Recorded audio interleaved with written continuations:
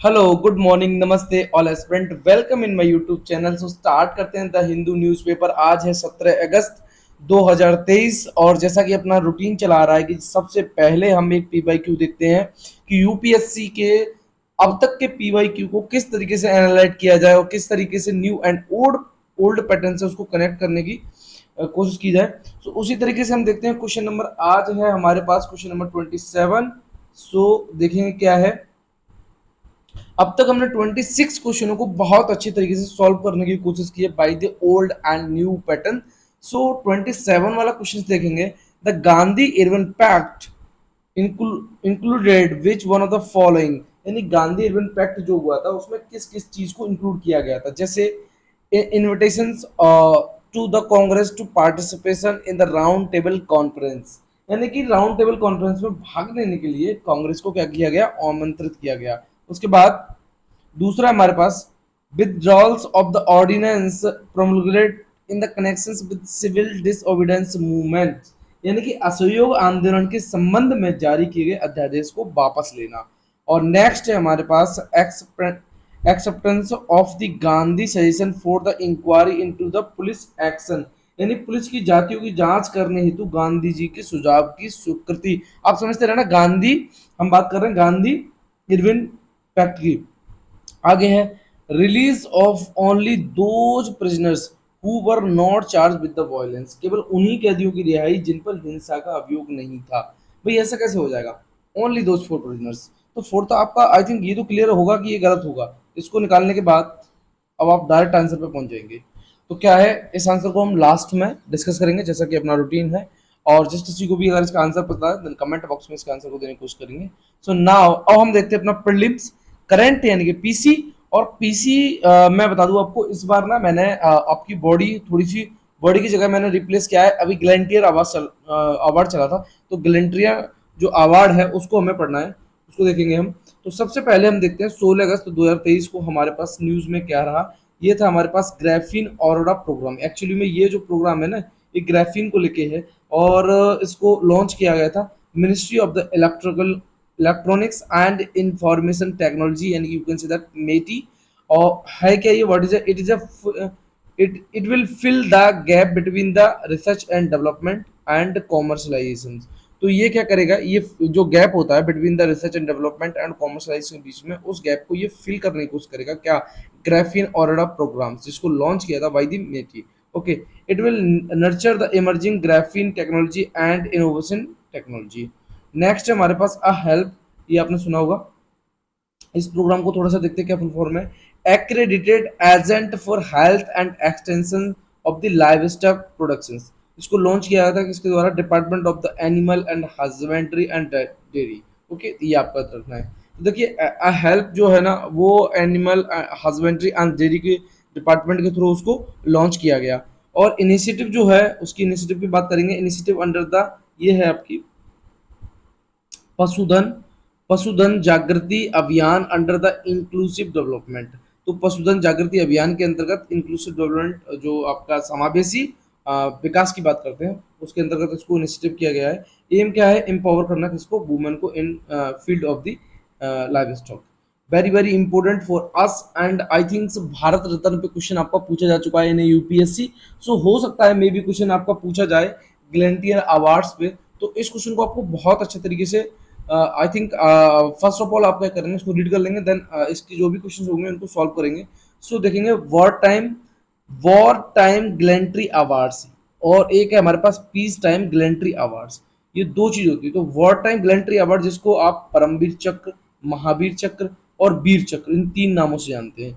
और peace time ग्लेंट्री awards को आप अशोक का चक्र, कीर्ति चक्र और शौर्य चक्र के नाम से जानते हैं। तो पहले आपको अरेंजिंग के सिस्टम में आ जाए तो आपको कैसे लगाना है। फर्स्ट रैंक पे आपके पास क्या होगा, परमवीर चक्र, फिर होगा आपके पास महावीर चक्र, फिर होगा आपके पास वीर चक्र, उसके बाद होगा अशोका चक्र, फिर होगा कीर्ति चक्र, और लास्ट में आपके पास क्या होगा, शौर्य चक्र।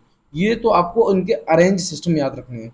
ओके, नेक्स्ट है हमारे पास ग्लेंट्री जो अवार्ड्स है, are are sorry announced twice in year, यानी कि साल में ये दो बार अनाउंस किए जाते हैं। गिलेंट्री बोले तो वीरता अवार्ड। तो वीरता अवार्ड सीधी सी बात है, आपके जब इंडिपेंडेंस डे होगा या रिपब्लिक डे होगा, इन दिन ही ये क्या होंगे, अनाउंस किए जाएंगे। तो first on the occasion of Republic day और सेकंड आपके पास है on the occasion of the independence day. तो सबसे पहले आपको याद रखना है कि अरेंज सिस्टम में आपके पास परमवीर है, महावीर है, वीर है, अशोक है, कीर्ति है, शौर्य है। और उसके बाद अगर आपके लिए ये सिस्टम बनता है कि भाई इनको पूछा जाता है कि इनको कब अनाउंस किया जाता है, तो ट्वाइस, ठीक है ना, 1 year. So first in Republic day, second in independence day. अच्छा, पोस्ट इंडिपेंडेंस की बात करें, इनकी आज़ादी से पहले क्या नहीं कहती हमारे पास। फर्स्ट 3 गैलेंट्री अवार्ड थे हमारे पास, नेमली परमवीर चक्र, महावीर चक्र एंड वीर चक्र। तो ये तीन थे हमारे पास, परमवीर चक्र, महावीर चक्र और वीर चक्र, तीन आपको याद रखने। Issued by the government of India, जो 26 जनवरी 1950 को इश्यूड किए गए थे फ्रॉम द 1947, ठीक है। उसके बाद हम बात करते हैं अशोका चक्र क्लास 1, अशोका चक्र क्लास 2, अशोका चक्र class 3 were institute by the government of India 4 जनवरी 1952 में।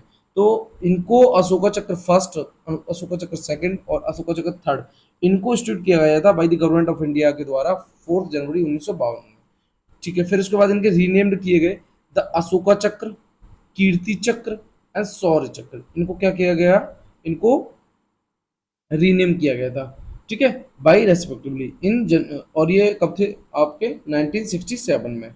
अच्छा, अब देखिए यहाँ पे आपने भी पढ़ाई था कौन सा, अशोका चक्र, कीर्ति चक्र, शौर्य चक्र, ये हमारे किस में आ जाते हैं, ये हमारे आते हैं पीस टाइम गैलेंट्री अवार्ड्स में, अभी हमने पढ़े थे यहाँ पे अशोका, कीर्ति एंड शौर्य। तो इनको चेंज किया गया था 1967, ठीक है। ओके, यहाँ तक क्लियर हो गया हमारे पास। अब चलते हैं, क्या है हमारे पास न्यूज में, फ्रंट पेज पे आते हैं, देखते हैं। देखिए फ्रंट पेज पे हमारे पास है cabinet notes for the 10,000 electric buses in 169 cities. तो लगभग 169 शहरों में 10,000 इलेक्ट्रिक बसों को क्या किया जाएगा, स्टार्ट किया जाएगा। अच्छा देखेंगे, द यूनियन कैबिनेट जो थी वेडनेसडे को, इसने प्रूव किया भाई स्कीम जो है लगभग 10,000 इलेक्ट्रिक बस जो होंगी वो सर्विस देंगी अक्रॉस द कंट्री, ठीक है। और इलेक्ट्रिक बस की बात करूँ, ये है क्या, कोई भी बस है जो जिसका प्रोपोजल और एक्सेसरी सिस्टम है are powered exclusive by the zero emission electric source, यानी कि जिसके द्वारा क्या होता है, जीरो एमिशंस होता है, you can see that it's a electric bus. और पीएम इलेक्ट्रिक बस सेवा की स्कीम की बात करें तो इसमें लगभग 57,613 करोड़ रुपए का खर्चा हुआ है, और which the centre will provide, जिसमें सेंटर प्रोवाइड कर रही है कितना, 20,000 crore, and remaining will be borne by the state. और जो बचा कुचा है वो किसके ऊपर डिपेंड रहेगा, स्टेट के ऊपर। तो आप देख रहे हैं 57,613 करोड़ में से लगभग 20,000 करोड़ आपका सेंटर देगी। उसके बाद बाकी जो बचा आपका स्टेट का, तो आई थिंक लगभग 37 कुछ है वो आपका स्टेट पे डिपेंड रहेगा। अच्छा, उसकी बात करें 169 जो सिटी हैं, 10,000 इलेक्ट्रिक बस हैं, इनको मतलब you can say that deploy किया जाएगा, यानी कि डिप्लॉय किया जाएगा, ठीक है, using the public private partnership के रूप में।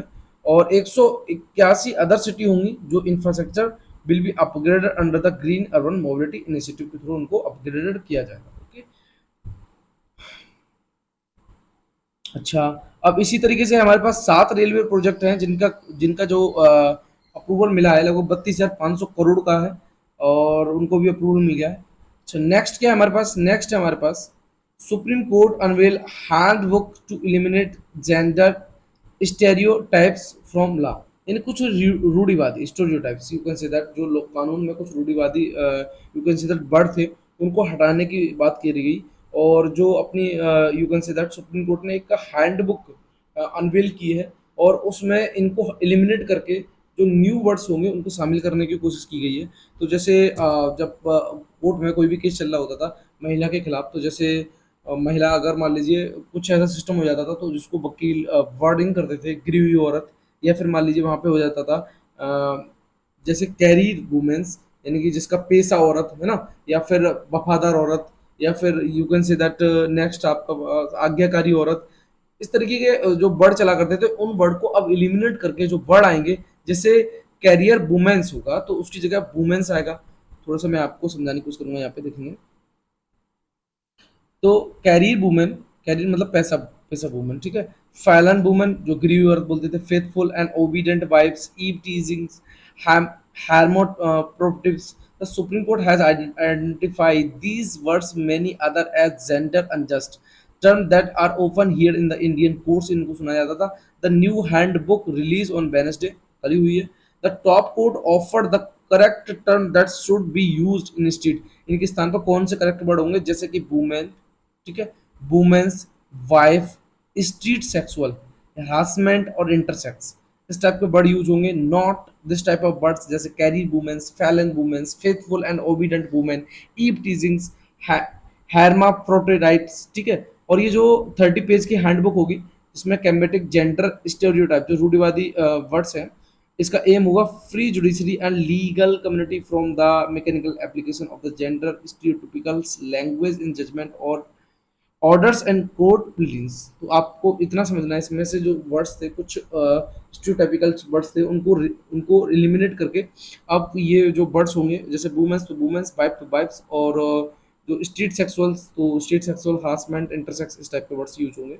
अच्छा, DY Chandrachud said hope that जो हैंडबुक होगी would mark a significant milestone in the journey toward a more just equitable society. तो कुल मिला के ये है कि इस हैंडबुक का क्या फ़ायदा होने वाला है. इस हैंडबुक में जो भी वर्ड्स यूज होंगे, तो इससे एक इक्विटेबल सोसाइटी की बात होगी. कोई भी ऐसे वर्ड्स नहीं होंगे, रूढ़िवादी वर्ड्स नहीं होंगे जो वो अनइक्वल की बात करते हैं, जिसमें इक्वलिटी नहीं दिखाई देती है.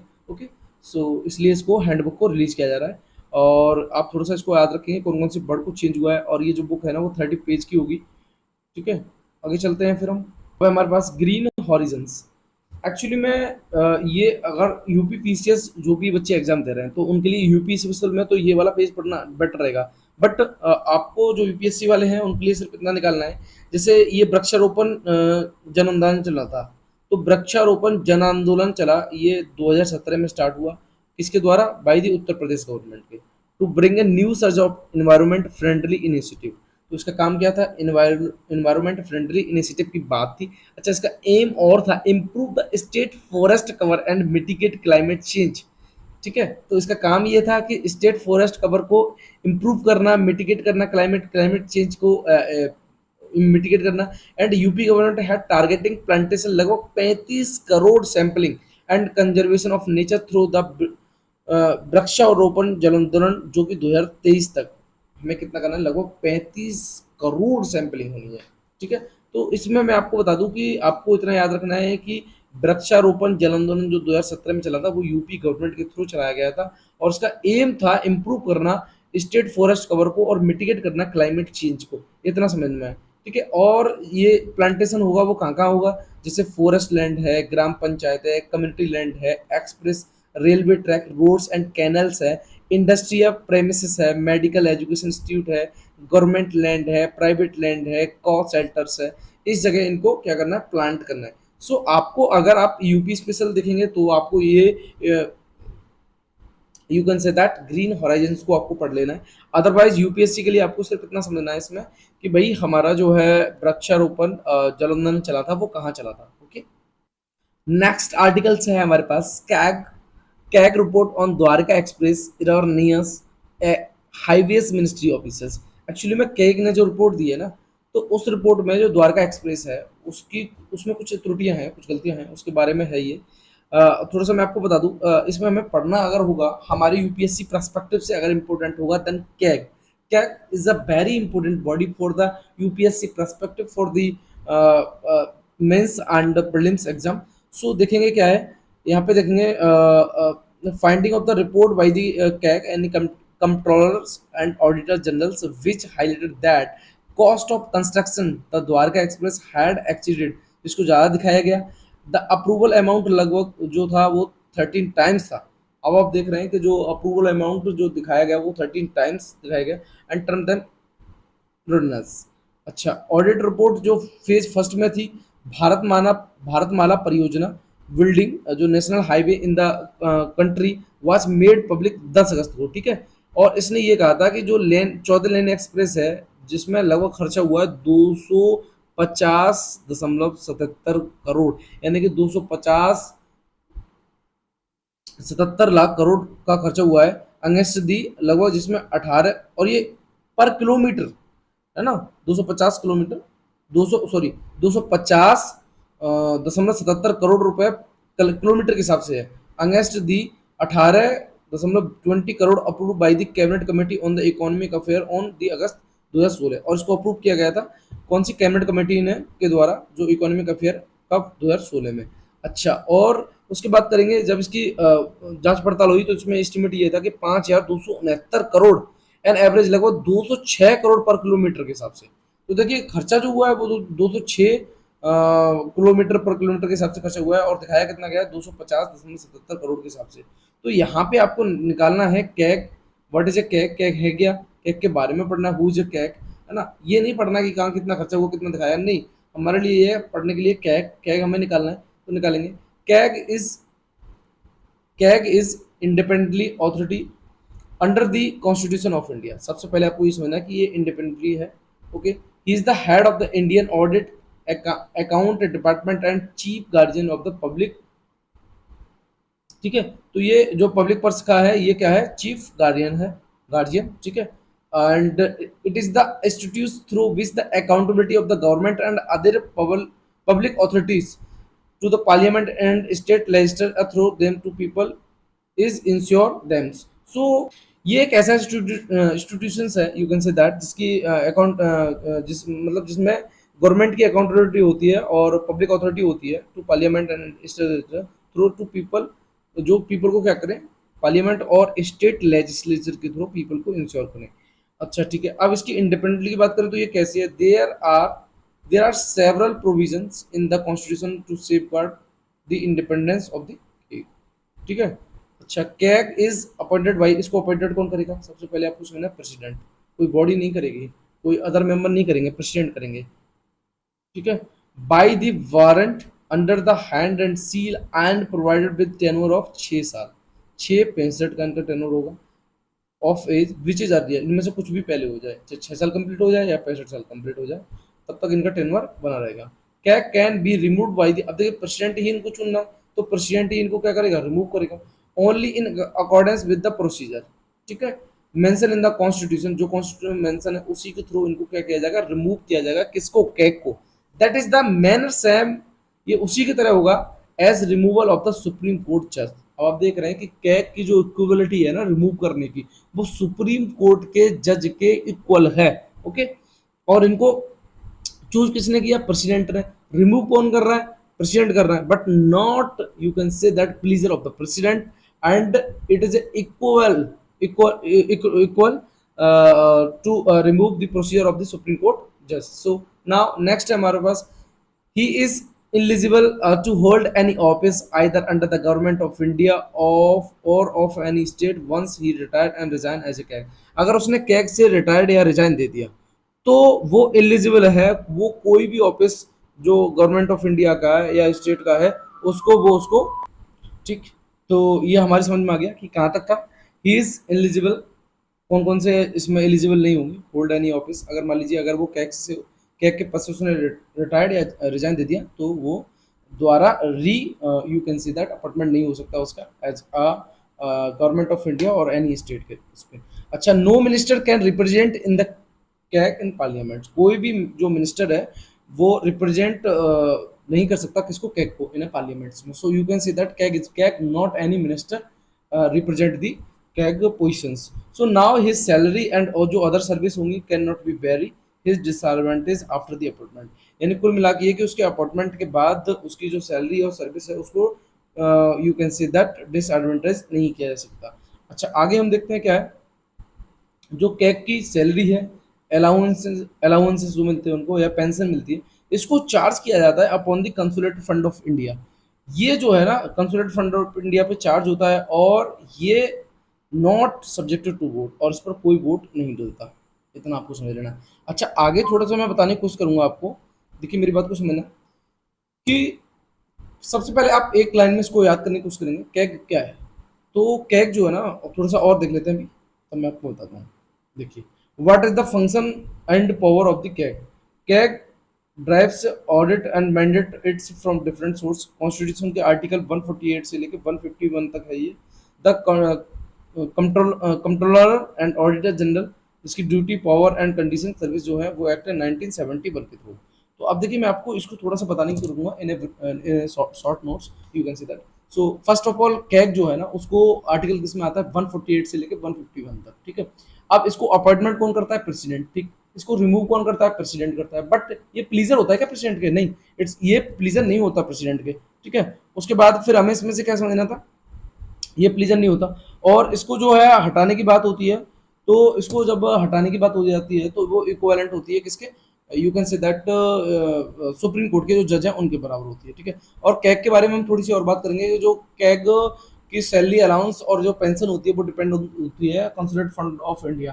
अब कंसुलेट फंड ऑफ इंडिया पे होती तो है, बट उस पर वोट नहीं होता, इतना समझना है। और कोई भी मिनिस्टर क्या होता है कि आपकी कैग की पोजीशन को रिप्रेजेंट नहीं कर सकता in a parliament, CAG is CAG, okay. So हमें यहाँ अच्छी तरीके से समझना था कि व्हाट इज ए कैग। मैंने आपको ओरली भी बता दिया एंड रीड करके भी बता दिया। नाउ नेक्स्ट चलते हैं क्या है हमारे लिए इसमें पढ़ने के लिए।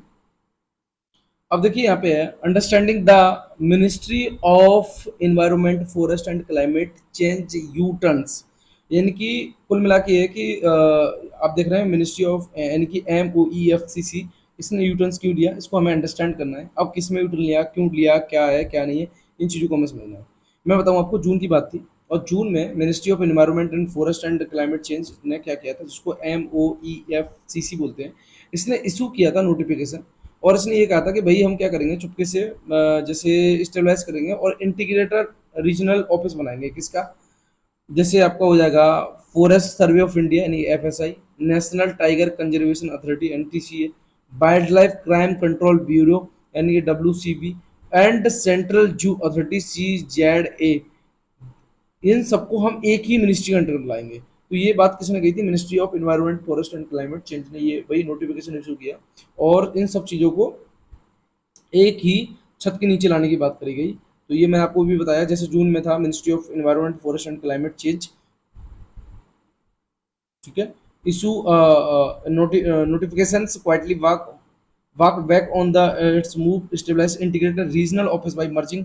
क्या क्या बनाया जाएगा रीजनल ऑफिस में, जैसे आपका फॉरेस्ट सर्वे ऑफ इंडिया है, नेशनल टाइगर कंजर्वेशन अथॉरिटी है, या फिर wild life crime control bureau है, या फिर आपका सेंट्रल जू अथॉरिटी है, एंड दस bring them under the ministry. ये भी अभी हमने समझा, ठीक है। आगे क्या था, बट ये जो मर्ज करने की बात थी, दिस इज डिफिकल्टी, भाई NTCS के अपोज में आ गया, would have come under the deputy director. क्यों भाई अपोज में आया, क्योंकि NTCA जो है उसमें ये जो आता है deputy director general of the forest, इसके अंडर में है ये, who in charge the integrated regional office and report of the ministry, ठीक है। अच्छा अब आगे क्या था, फिर आगे कर्नाटका के एक एक्टिविटिस्ट हैं जिनका नाम है राम प्रसाद।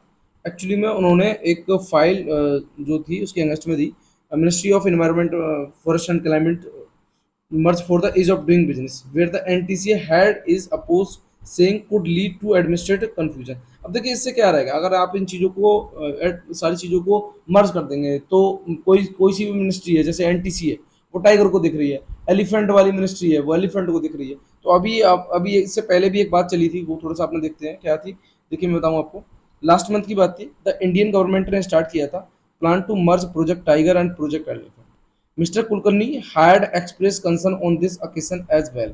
अब देखिए प्रोजेक्ट टाइगर और प्रोजेक्ट एलिफेंट की बात करूं तो प्रोजेक्ट टाइगर जो है वो टाइगर को दिखता है, एलिफेंट एलिफेंट को दिखता है। हालांकि ये दोनों ही सेंट्रली स्पॉन्सर्ड स्कीम है और प्रोजेक्ट टाइगर 1972 और प्रोजेक्ट एलिफेंट की बात करें तो वो 1992 में स्टार्ट हुआ था, ठीक है। तो इसमें क्या है ना, कुलकर्णी ने भी इसको एक्सप्रेस किया था इसके किस्म पे, ठीक है। और टाइगर आर आप देखिए थोड़ा सा देखते हैं भाई, जब मर्ज करने की बात चल रही है तो इसमें क्या क्या डिफिकल्टी हो सकती है। Tiger reserves are recognise under the wild life protection act 1972 but elephant reserve are not. यही मैंने अभी आपको बताया कि टाइगर जो है ना वो रिकॉग्नाइज किया जाता है 1972 वाइल्ड लाइफ प्रोटेक्शन एक्ट के थ्रू, और एलिफेंट रिजर्व को रिकॉग्नाइज किया जाता है वाइल्ड दी बाई दी आपका 19 wild life protection act 1992, okay. This plan will undermine its importance, mister Datta said. क्या यही बात है कि news reporter have also shown how to decision to merge the two project was taken without discussion in the wildlife division of the Ministry of Environment Forest and Climate Change की जो wild life division है उसमें without discussion आप इसको कैसे मर्ज कर रहे हैं, तो उसकी बात चली, ठीक है। तो अभी मैंने आपको बताया कि किस तरीके से एक और देख लेते हैं यहाँ पे क्या है, what was the ministry rational, क्या है, गिरधर कुलकर्णी। गिरधर कुलकर्णी क्या कहते हैं, ये पिटिशनर, इन्होंने पिटिशनर जो थी वो दायर की अगेंस्ट द रीऑर्गेनाइजेशन की बात चल रही थी, plan in the Karnataka high court in 2020 में, और आर्गुमेंट दिया that would amount to merge a entity and authority that is क्या है भाई, इम्पीरियलिज्म इन लॉ। अब भाई सीधी सी बात है, आप दो बॉडी या तीन बॉडी या चार बॉडी को अगर आप कनेक्ट करने की बात कर रहे हैं या मर्ज करने की बात कर रहे हैं तो बहुत सी डिफिकल्टी हो सकती है, इसलिए ministry of environment and forest climate change ने यूटर्न ले लिया जब ये सारी बात चली। अच्छा, अब मिनिस्ट्री ऑफ फाइनेंस, ये एनवायरनमेंट एंड क्लाइमेट चेंज ने क्या कहा भाई, इसने ये कहा, इसने रिप्लाई दिया कि notification does not amount to merge and the intention was to get the various authority function at 90 regional office under one roofs. यानी कि इसने आर्गूमेंट ये दिया कि भाई मान लीजिए ये जो आप मर्ज कर रहे हैं, it is not a amount, है ना, और इसमें अगर ऐसा कुछ होता है 90 रीजनल को आप कर रहे हैं, तो फॉलोइंग दिस एश्योरेंस, इसको एश्योर करने के लिए कर्नाटका हाई कोर्ट ने डिस्पोज किया कि जो पिटिशनर है, give the petitioner the liberty to approach the courts if merger was found a adversely affect the functioning of the various body. अगर बॉडी जो बड़ी डिफरेंट बॉडी हैं अगर वो अफेक्ट होती हैं, देन क्या होता है कि वो सेपरेट हो सकती हैं from the merger bodies. Okay, तो इसमें छूट भी मिली हुई है। अच्छा, अब थोड़ा सा मैं आपको जिस्ट में बता दूं क्या है, देखिए वही कहानी है। जून की बात थी, ministry of forest and climate change का issue notification quickly work back to move establish integrated regional office. क्या क्या है आपके, जैसे एफसीआई है, एनटीसी है, डब्ल्यूसीसीबी है, सीजेड है, इनको सबको लाना है एक ही छत के अंतर्गत। और NTC is the managing authority of the project tiger and Indian tiger reserve. और जो एफसीआई की बात करेंगे, ये आपकी साइंटिफिक बॉडी है, ठीक है, ये प्राइमरी डील करती है फॉरेस्ट डेटा को। और डब्ल्यूसीसीबी है, ये आपकी इन्फोर्समेंट अथॉरिटी है। और उसके बाद सी जेड ए आपकी पूर्व लिमिटेड टू द जी, ये किसको देखती है, जू फंक्शनिंग को देखती है। देख रहे हैं सारी चीजें डिफरेंट हैं आपकी, ठीक है। और गिरधर कुलकर्णी मैंने बताया आपको बिलगम बेस्ड के बिलगम बेस्ड पर wild life conservation had filed a petition against this reorganization and plan in the Karnataka High Court in 2020, and argument the other that it would amount to merger of entities and authority that is implemented in the law। ठीक है, तो ये कानून के कैसे होंगे, कानून के विरुद्ध होंगे। तो इसलिए ministry of environment and forest climate change ने यूटर्न लिया जब इतनी सारी बातें चली। बट हाँ, उसने एक लिबर्टी भी दी कि भाई ठीक है, अगर आप ऐसा कुछ होता है तो आप फ्री फ्रॉम है दिस बॉडी, ठीक है। ओके, नाउ नेक्स्ट आर्टिकल देखते हैं हम क्या है हमारे पास। उड़ीसा गवर्नमेंट विदड्रॉस, वापस लिया क्या, कॉन्ट्रीब्यूशनल डीम्ड फॉरेस्ट ऑर्डर। तो उड़ीसा गवर्नमेंट ने अभी डीम्ड फॉरेस्ट ऑर्डर दिया था, उसको उसने वापस ले लिया। डीम्ड फॉरेस्ट क्या होते हैं, डीम्ड फॉरेस्ट ऐसे फॉरेस्ट होते हैं जो क्लासीफाई नहीं होते हैं बाय द सेंटर और state, you can say that it's a deemed forest. तो उसको वापस ले लिया बाय द उड़ीसा गवर्नमेंट ने, ठीक है।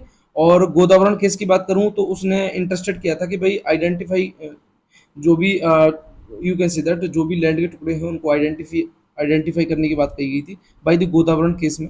और ये जो आइडेंटिफाई किए जाएंगे ये कंफर्म होंगे from the dictionary of the meaning of forest के थ्रू, ठीक है। अच्छा, अभी अपडेट हुआ है फॉरेस्ट एक्ट में, तो पार्लियामेंट के द्वारा इसको पास किया गया।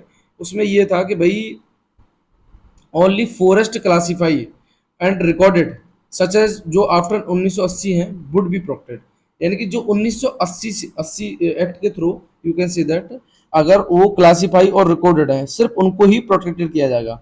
बट क्या हुआ, forest land officially diverted by the government for non forestry purpose between the 1980 19 would also not be protected. और जो 1980 से 96 तक की हैं उनको प्रोटेक्टेड नहीं किया जाएगा। तो ये सारी कहानी चली अभी अमेंडमेंट वाले जो अभी हुआ था, you can say that forest act वाला। अच्छा, उड़ीसा गवर्नमेंट की बात करें 1996 से, ये इसने जो एक्सपर्ट कमेटी है डिस्ट्रिक्ट लेवल की, आइडेंटिफाई लगभग 66 lakh, you can say that, deemed forest को आइडेंटिफाई किया गया। और but many of them were not officially notified such as the government records. तो कुल मिला के ये है कि 66 लाख उड़ीसा गवर्नमेंट में, यू कैन से दैट, क्या है आपके डीम्ड फॉरेस्ट हैं जो कि अभी भी आपके नोटिफाइड गवर्नमेंट रिकॉर्ड्स में नहीं है। तो ये बिल एक्चुअली में उड़ीसा गवर्नमेंट लाना चाहता था, बट क्या है अभी उसने इसको वापस ले लिया है। ओके, नाउ नेक्स्ट देखते हैं क्या है हमारे पास। नेक्स्ट है हमारे पास,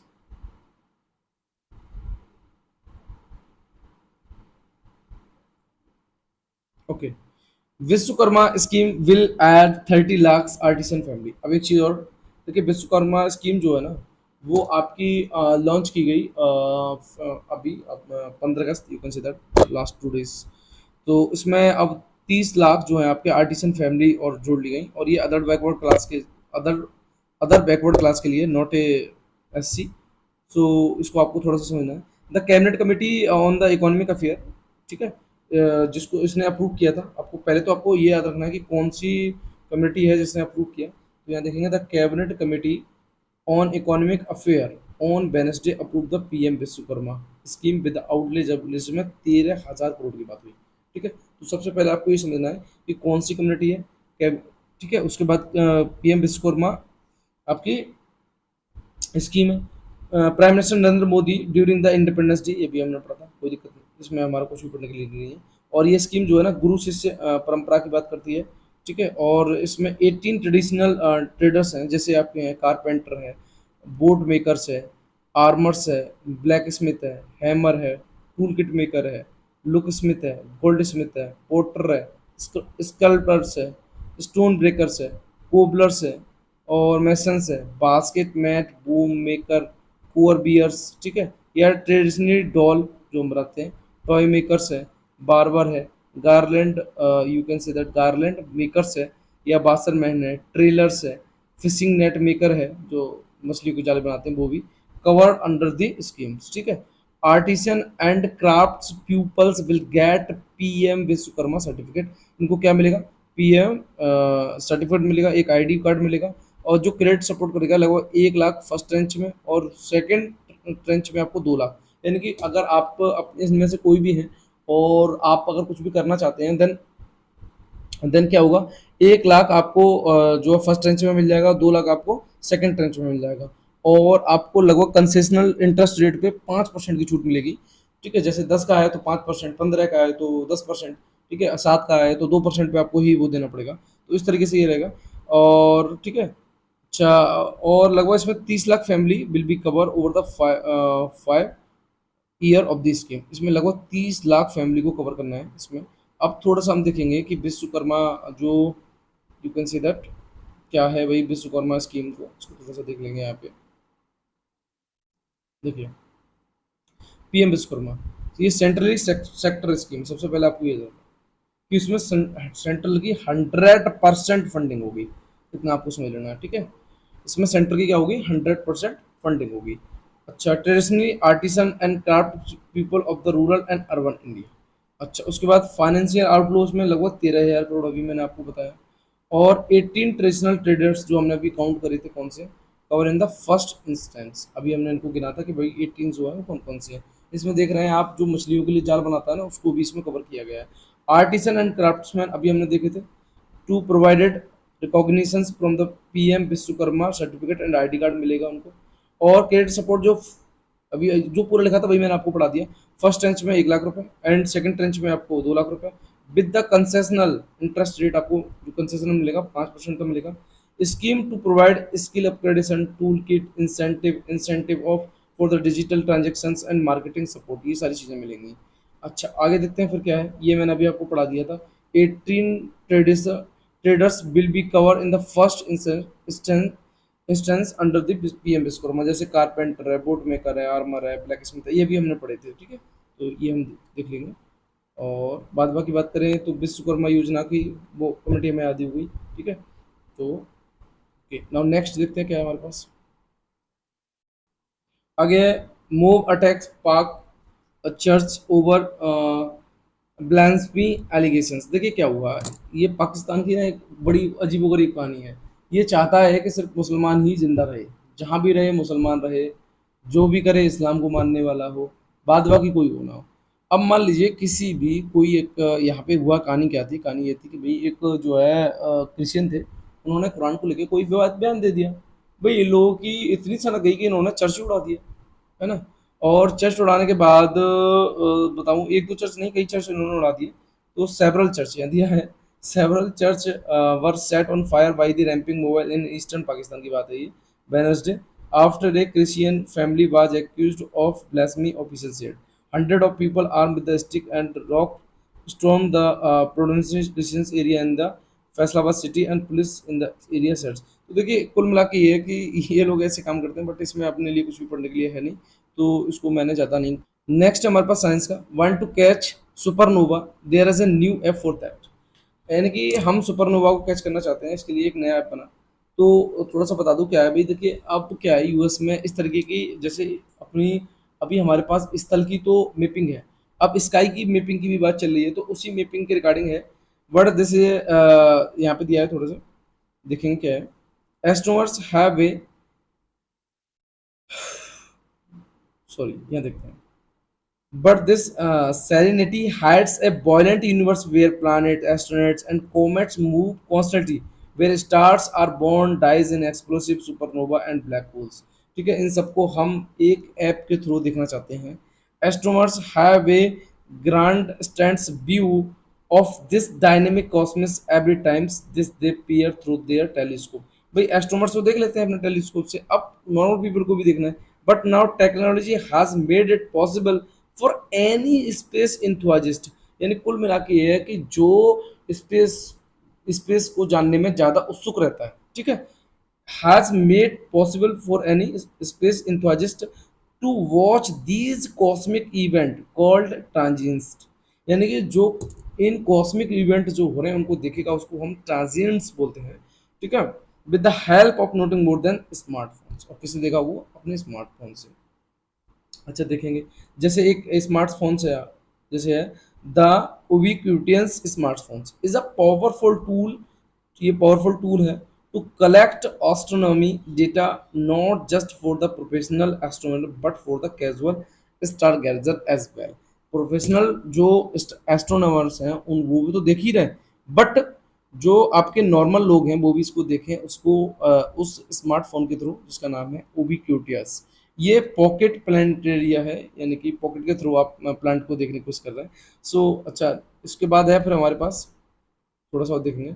देर are a space focus app galore for both android, चाहे आप किसके थ्रू देखें, एंड्रॉयड ऐप हो आपके पास, sorry you can see that both android phone या फिर iOS phones that can be download, many are free to help you find the record objects.